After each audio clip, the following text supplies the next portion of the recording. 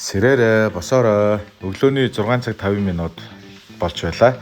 Босонгуудаа шууд 400 үндсэн дээш рүүгээ орлоо. За ингээд 79 дэх өдөр минь ингээд үргэлжилж байна. Миний биеийн жин 83.4 кг-тай байлаа.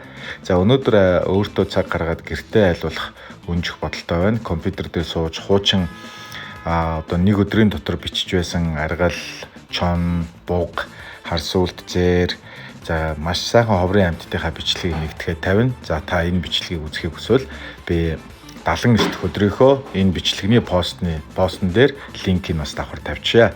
За ингээд гар дээрх 15 сүнэлтуудаа бүгдийг сайхан дараалуулж хийлээ.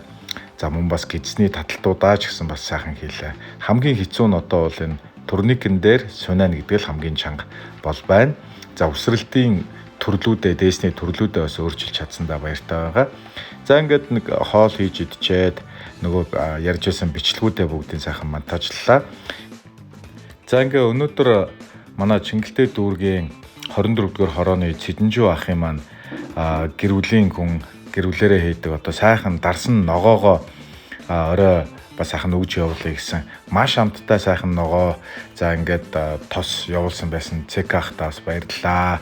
Игчтэй бас баярлалаа гэдгийг бичлэгээрээ дамжуулж хэлье.